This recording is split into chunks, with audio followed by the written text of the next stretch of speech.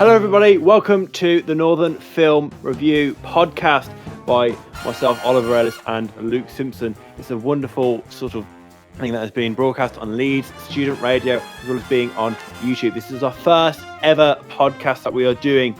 We have a real cracking one for you today. We're basically going to be reviewing the film Parasite, if you remember, from last year. It won so many Academy Awards, BAFTAs, all sorts of things, and it's a fantastic film to really start our show off with. Hopefully you'll enjoy it, and yeah.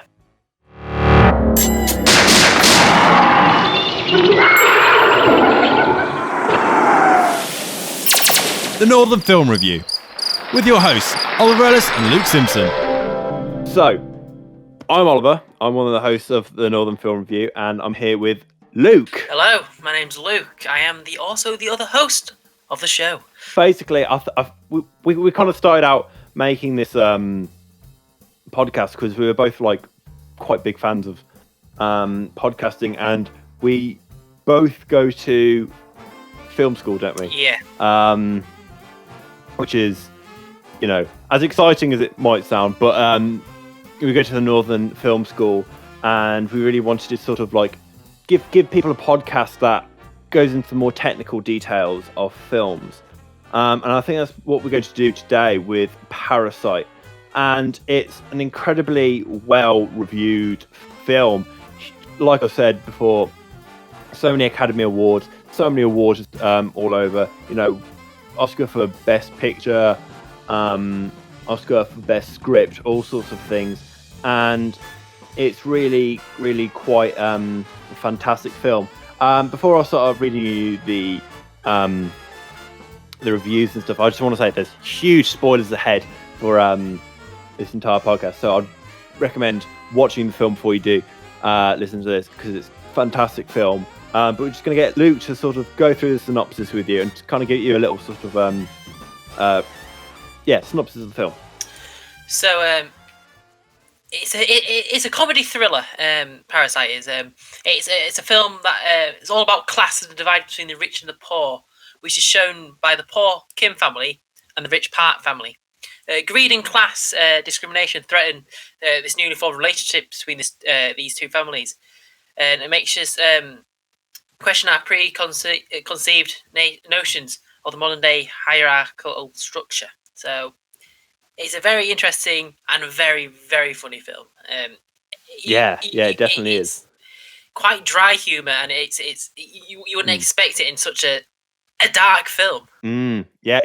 I think when I found I watched it with my brother the other week, and going into it, I kind of thought this is going to be really dark sort of thriller that is quite sort of. I mean, I watched one of his films, Okja, a while back, and I kind of thought, it's going to be kind of like this, kind of dark, but sort of, I don't know, had something to it. But it's a very interesting film. It really kind of subjects your expectations of thrillers. But what other people have been saying about it is quite positive as well. So the Rotten Tomato score 99%, real fresh audience score 90, and the Metacritic score 96, user score 8.9. Which is really quite fantastic, and the reviews by sort of more notable critics out there. So Clarissa Loffy, I don't know, has Boong Chun Ho's work is playful as it is sincere and relatively. It'll make you feel at home and then rip the rug out from under you, which I really agree with that. And obviously Mark Commode says, for me, Parasite is best described as a melancholy ghost story, albeit one distinguished beneath umpteen layers of superbly designed and impeccably photographed generic mutation, is thrillingly played by a flawless ensemble cast who hit every note and harmonic resonance, which I totally agree with. It's a fantastic sort of film, and I think one of the sort of the script was so fantastic, and I think we should start to talk about sort of how he sort of emphasizes the class within the film. Uh, so when you were watching it, Luke, so what sort of bits stood out to you that kind of emphasize the sort of divide? Well, for sure, the houses definitely Mm, how the poor family. mm, I think it was the Kims, wasn't it? They um, yeah. they lived un- basically underground in the middle of the city, looking at people basically seeing all the drunks and everything like that, and Mm, in a very cramped, small house, and then compared to the Parks house, which was literally above everyone else. yeah. It was the highest point of the city. It was a beautiful looking house, massive windows, and compared to you can see the Parks, they all had one feature window. The feature window from the Mm, Kim's house, they could just see the ground, literally the pavement from the outside city. Where at the Parks, you could see this beautiful, lovely garden, and that's that's one of many things you can see between many different themes of class. But definitely the house was definitely the one thing that got me to show different classes. yeah, I mean, going back to your point of the window, I read an interesting thing that the window in the richer house is the same dimensions as a TV. So it's kind of like they're out looking onto the sort of their garden, but they have no one else looking into it. So it's kind of like this picturesque sort of like, you know, life that they have.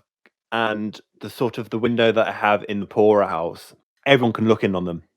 And it's sort of like they have no sort of privacy and that sort of thing. And you can really sort of see that they are one with the city, and it's kind of like yeah, there's sort of and also going back to your point, the sort of parallels that, a director makes between the 2 families, kind of stringently sort of juxtaposing sort of wonderful, you know, imagery throughout the film. I think it's really quite sort of, poignant in it. And I think something that I noticed, and I'm sure you noticed as well, is the stairs. Yeah, Yeah. And I'm sure you'd agree with sort of like the various pictures and stuff like that of the stairs and them going up and then going down to really sort of signify the sort of them going up in class and then going down in class is really sort of well done. And sort of did you think that that was perhaps a bit on the nose a little, or do you think that was well done? I think it was well done. I don't think many people actually noticed it, Mm, especially ascending and descending. That they had to go down loads of stairs to get to their house, but ascend basically like up to heaven. Basically, I think he mm, got his influence for one of his films that influenced him was a Korean film called Heaven and Hell. It's mm, basically the same kind of film that Parasite is, but heaven as in the Parks, and hell as in the mm, Kims, as in like right at the bottom is the Kim's house, and right at the top is the Parks house. mm. So I don't think many people did notice it. It's very subtle. Yeah, the only one that got me was this massive wide shot of them going down back into the their house. But uh, like I said, I don't think many people would have really noticed that. Yeah. I think going back to your what you said about the wide, I think I know what you mean. But when they've come from the richer house and they're going downstairs and it's raining Yeah, and this sort of wonderful wide that they've included, um, and it's very much to make them seem like ants coming down, make them feel so insignificant in the sort of the greater scheme of where they are. And I think that's super well done and really sort of puts the point forward of, you know, who they are and their sort of class and what they mean and how sort of difficult it is for them to sort of, get to that sort of higher class.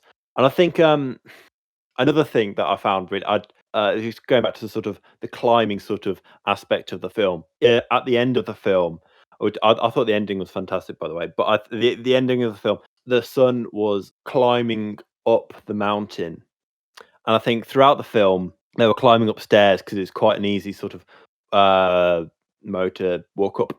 But when he was climbing up the mountain, he was talking about him going to university and working really hard and going for because throughout the film they're sort of they're hamming their way into these sort of higher class situations, and when he was walking up the mountain, it really showed that like, oh, this is going to take the more difficult path now. He's walking up, something a bit more difficult, which I thought was very clever.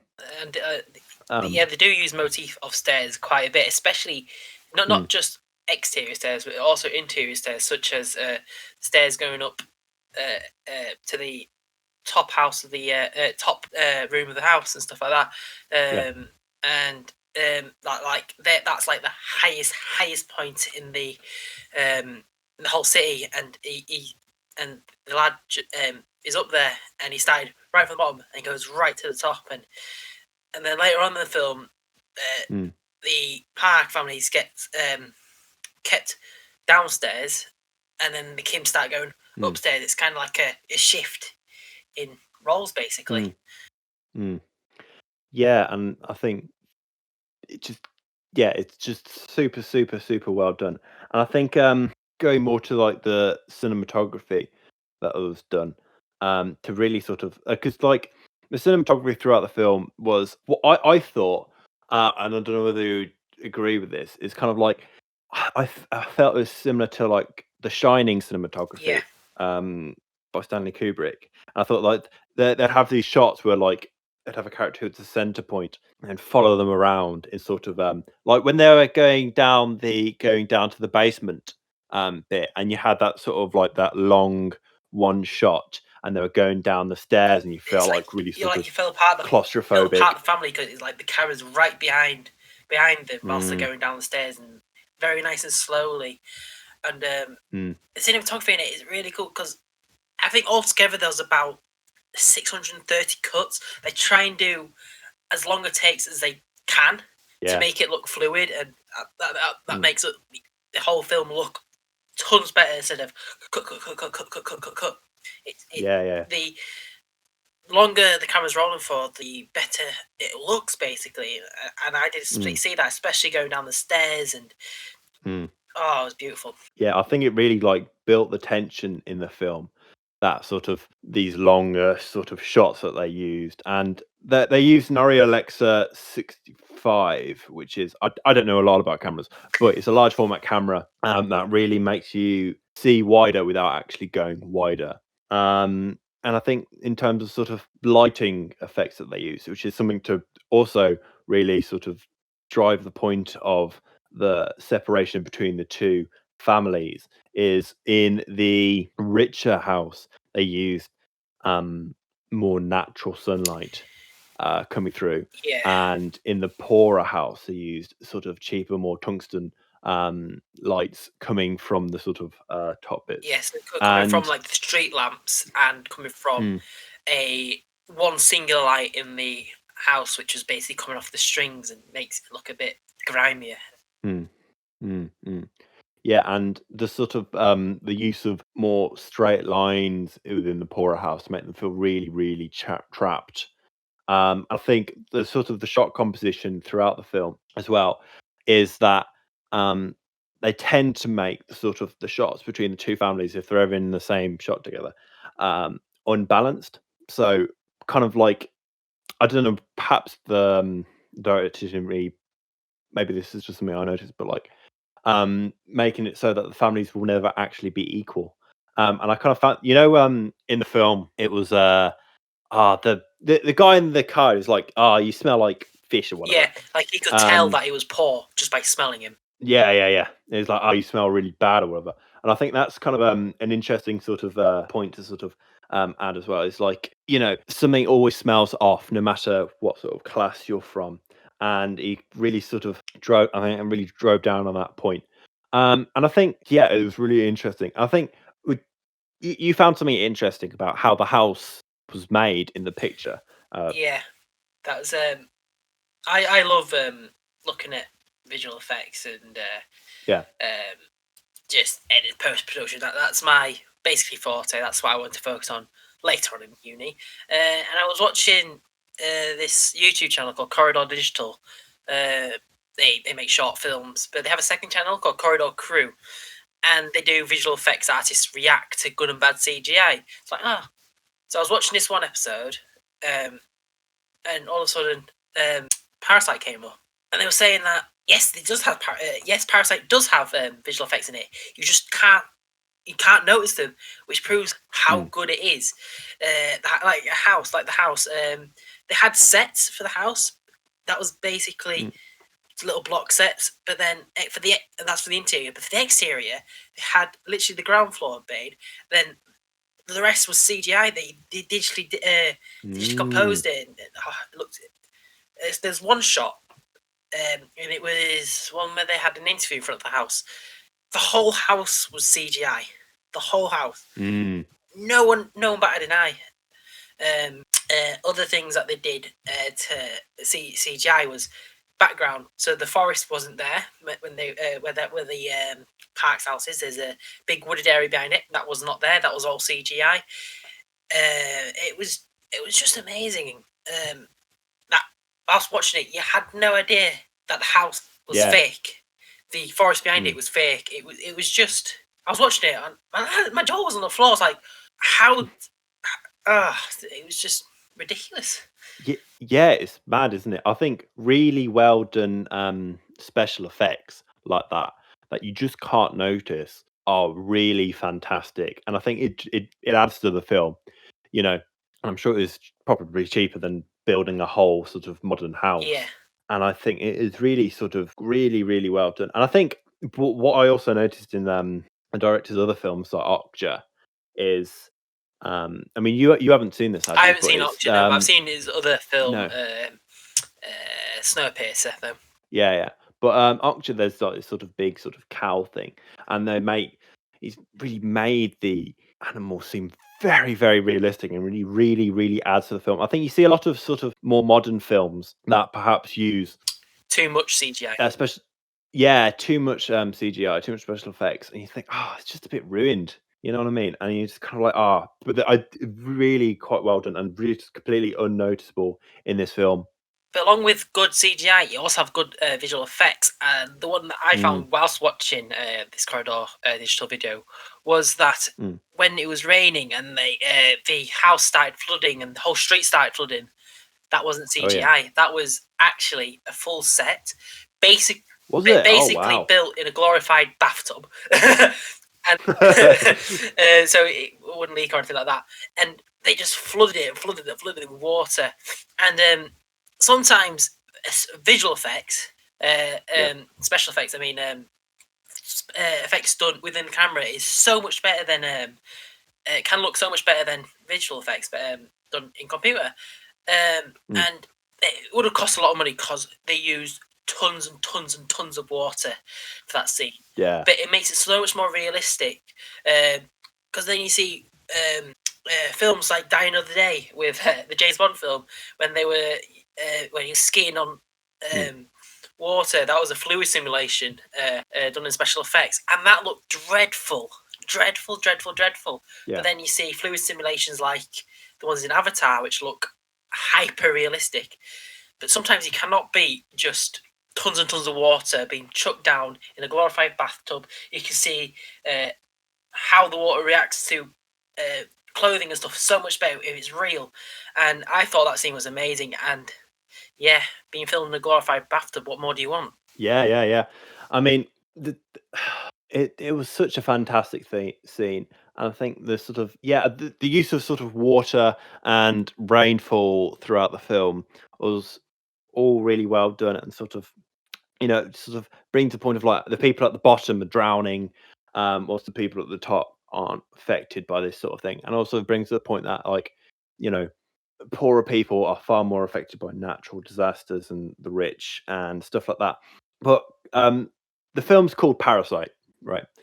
And when you kind of like, this is another sort of preconception I had when going into the film. I thought, it's called Parasite. It's going to be like, there's going to be some sort of evil insect going around eating people. That's something like that. The first thing when you see the trailer, you wouldn't really know what's going to happen. But yeah, I had the same preconception as you, thinking, Parasite is going to be some alien-looking, Yeah. manky-looking bug thing that's killing Yeah. people and stuff like that. Yeah, I thought it was going to be some sort of mad thriller.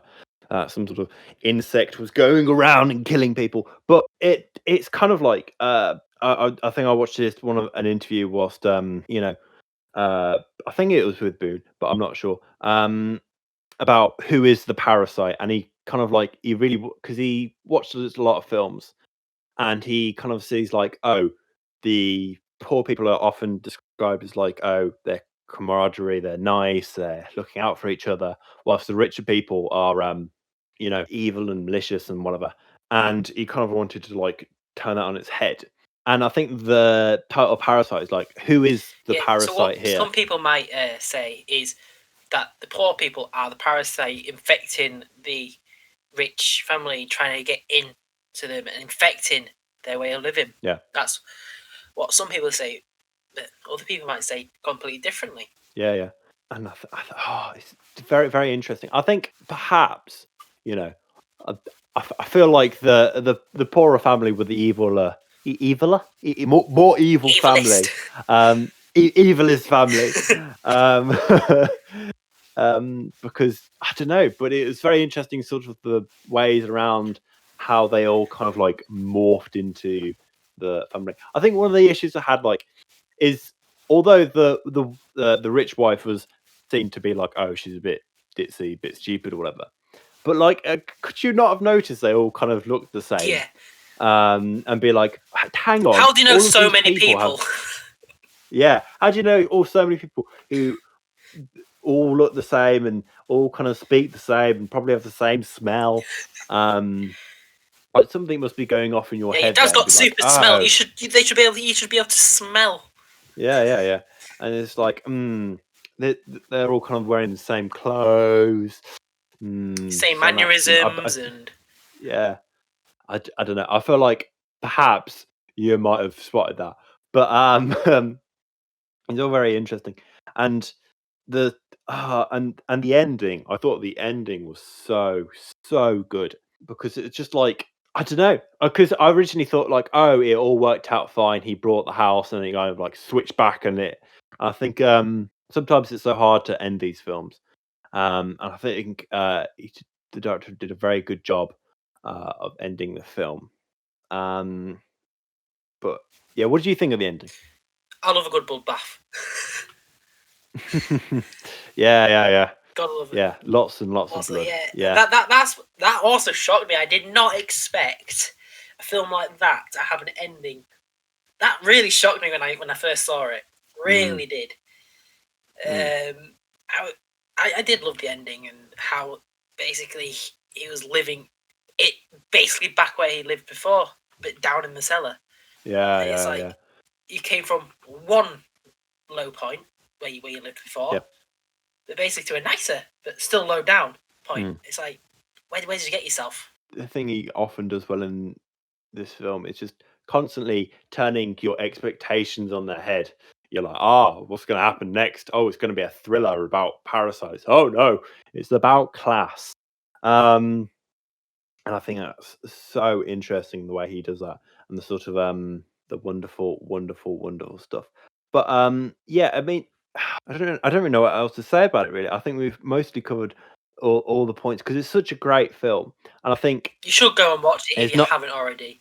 I know loads of people who have not seen it and say, "Oh, well, it's a foreign film. I don't really want to watch it because I have to read subtitles." Oh, get over yourself, seriously.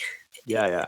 I think something we're kind of like, as well as with foreign films. I hate having foreign films as a genre, because I don't think it's particularly fair. Yeah. But I think, when it won all those Oscars, it was so amazing. Yeah, it was the first very foreign film ever in like the Academy's, I think, 90-something year history to win best director, best cinematography. It was such a, not best director because Rome won the year before, a monumental but film. I don't get why films are like foreign films are in its own category. Yes, they may not. Mm. Yes, it's good to have a look at a foreign film and then win one Oscar, but they should be in more because Yeah. you got brilliant French films, brilliant Spanish films, and especially Guillermo Yeah. del Toro. Before he did Shape of Water, he really didn't. Pan's Labyrinth is such an amazing film. Such an amazing film. Yeah, and yeah. Not many people want to watch it because it's Spanish. It's all in Spanish. It's like, oh, come on, get a Yeah, grip. I mean, one of my favorite films is The Portrait of a Lady on Fire, which is a French film. It's absolutely fantastic. Beautifully made film. And lots of people won't watch it because there's sort of these expectations of foreign films that they perhaps and you're missing out on so much. And I think Parasite to me is a thriller and it's a comedy. It's not just a foreign film. You don't really It get is really so much more comedy than that. thrillers in English films. Yeah. Yeah, you do. But they're more like crime. It's more like In Bruges or something like that. That's more focused on the comedy than it is the thriller aspect of it. Yeah. But it's 50-50. It really is, and it's a mystery. It's got action in it. It's got dramatic parts in it, comedy parts. It's an old mishmash of different genres in one. And that's why I like. That's what I like about it. Yeah, it really plays to its strengths. And I think it's not a genre film. It's just so much more, and it really sort of pushes boundaries of filmmaking so much and so well. And I think, and also the fact that if talking more in a sort of academic sense and more sort of film school orientated, like perhaps we tend to sort of we may step out of our boundary a bit more to go to like foreign films. Or and again, hate using the word foreign films, but we'd go like German films, French films especially, and maybe like Japanese films. Yeah, it's like. But I think Korean films is really sort of it's completely unheard of sort of in our sort of circles. Japanese and Korean films are coming more. They're like that. I was watching a video on YouTube, and they were saying that Japanese films are becoming the new blockbusters. They get massive budgets to create these massive spectacles, and they're beautiful, and they're going to start taking over some Hollywood films that get less budget. I really think, and because of film school, we obviously are made to watch foreign films. It's hard to explain why you should watch foreign films because they're just like any other film, just with subtitles. And obviously, like we keep raving about this because it's such a fantastic film. And I think people might be turned off a little bit by the subtitles. And I think subtitles can sometimes really add to a film because film is a visual format. It's it's very very visual, and the subtitles and that sometimes really do add to it. I think there's especially sort of in the West now, there's kind of a trend of Super 8 films with like yellow subtitles at the bottom, and it's this sort of trend now that's coming up. And I think subtitles can really add to a film, which is quite spectacular. It's such a fantastic film. I don't know what's bad about it. I'm trying to run over in my head what is bad about this film. Loads of people say, "Oh, I love Quentin Tarantino, and my favorite film is Inglourious."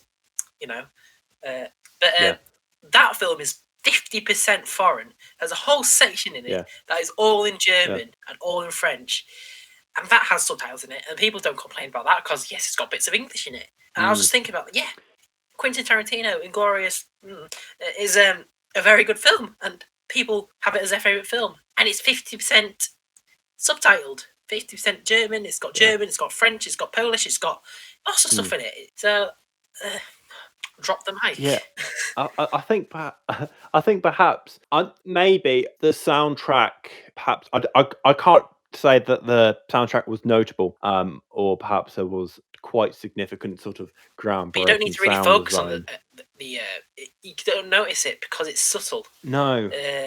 You're focusing more on the actual film than the music, and you can't say that about like I don't know, Tenet for example. That the soundtrack in that was overpowering. That some people were saying. So it was one of our lecturers the other day said that we were doing film art, and said he went to see Tenet the other day, and he said he couldn't really hear anyone speaking. Not that it was the actor's fault. It was I bet they were doing it correctly, but they had gas masks on, and then the music was too overpowering. So yeah, well, I suppose it is a Christopher Nolan film, so you know the sort of. It's Ludwig Göransson, so he does loads of big bassy music, but yeah. I suppose the dialogue really speaks for itself. I think what I found with the dialogue as well, I think because sometimes I've read books that have been translated from French to English or whatever, and they tend to be a bit sort of the Bible. Perhaps wasn't written in French to begin with, but Arabic, then. Yeah, I wouldn't say that either. But I think there's sort of I've read books that have been translated from French to English, and they tend to be a bit stale, sort of a bit like ugh. You can kind of tell it been translated.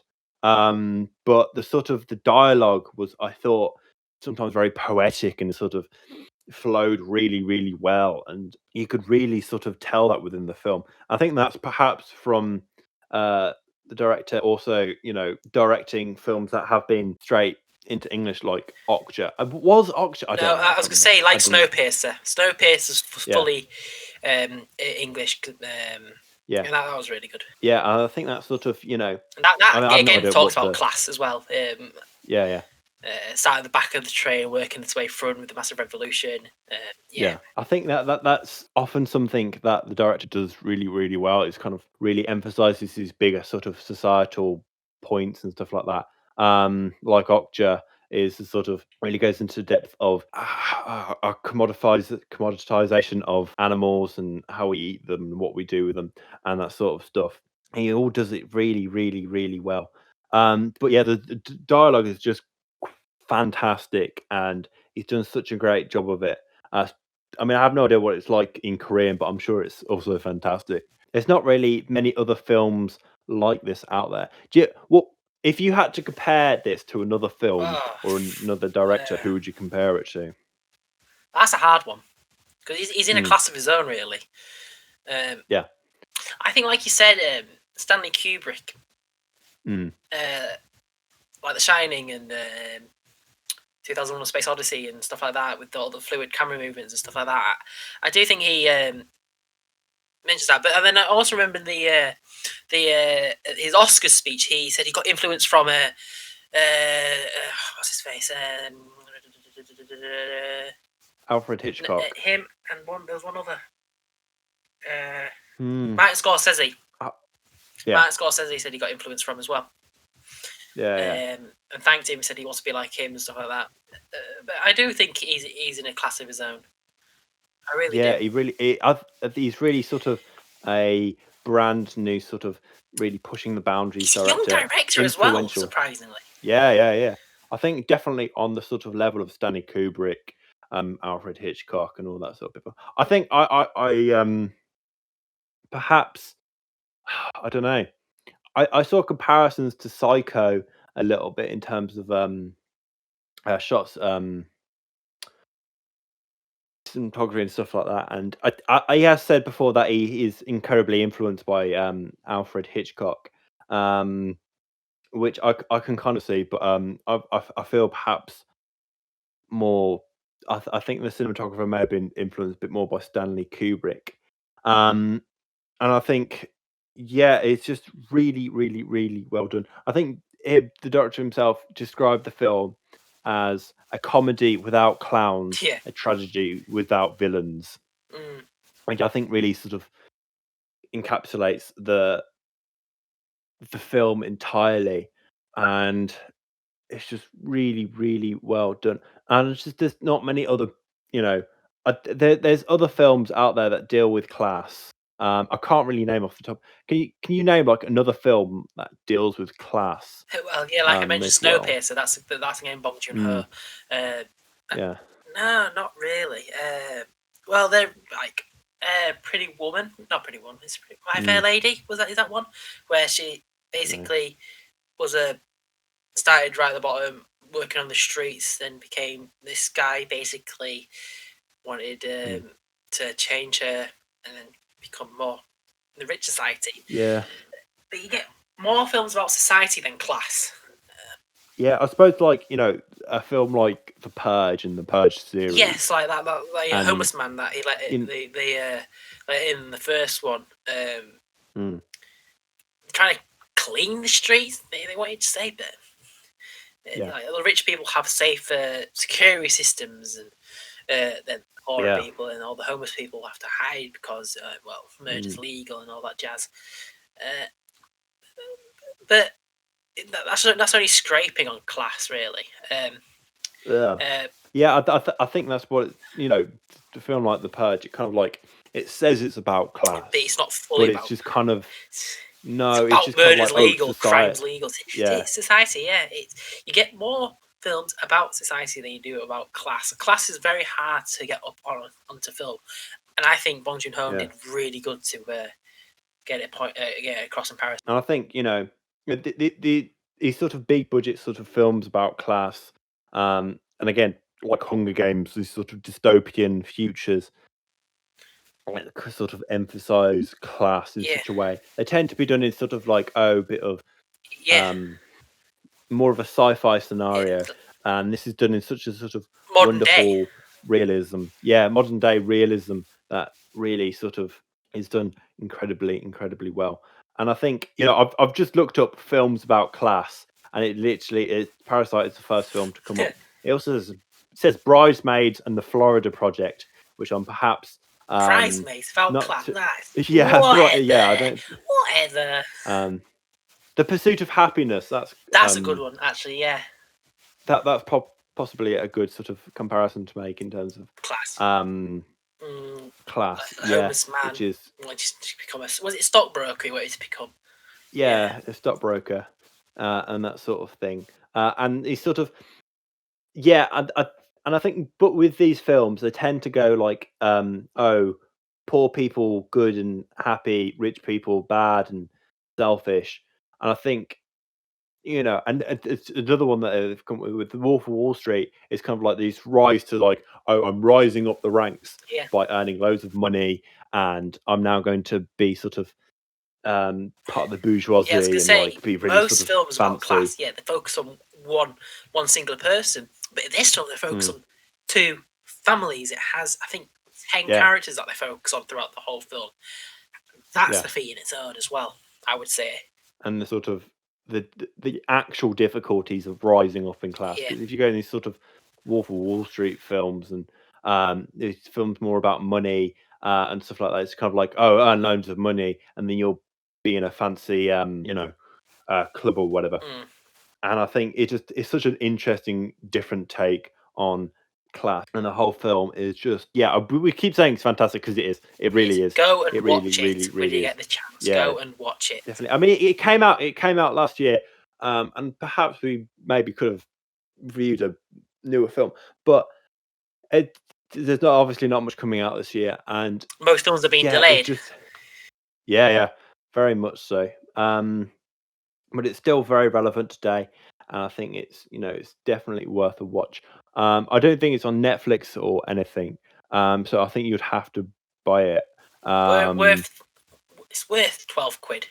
Get it. yeah, I mean, I brought it on Google Play Movie, which is what my brother did. But yeah, it definitely worth the buy.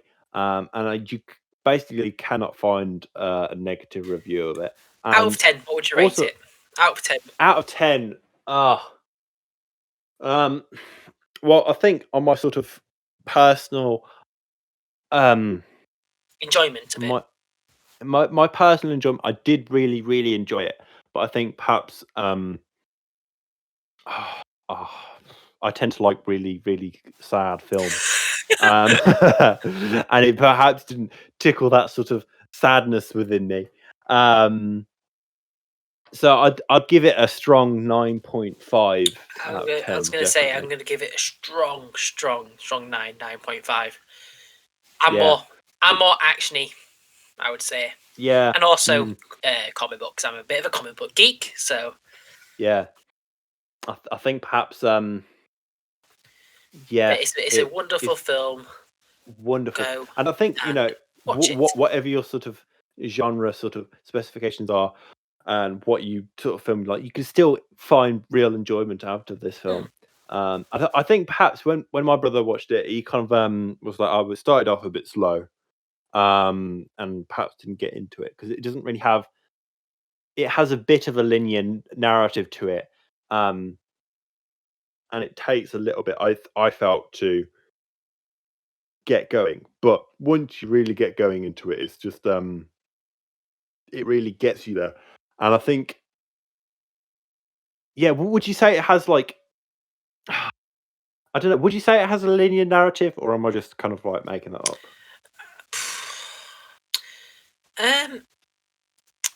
Kinda. I would say. I think it's in the middle.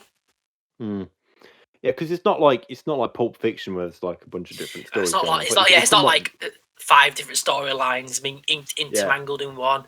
It focuses on 2 families. That's it. Yeah. It's just so good. It's just so good. So yeah, I think that's about our review of it, really. Yeah. So hopefully you've enjoyed the podcast and the radio show so far. We'll be back next week for another film. And yeah, hopefully you enjoyed it. I've been Oliver. Hello. I've been Luke. The best Oliver. I've been Luke. Yeah, and we'll see you guys next week.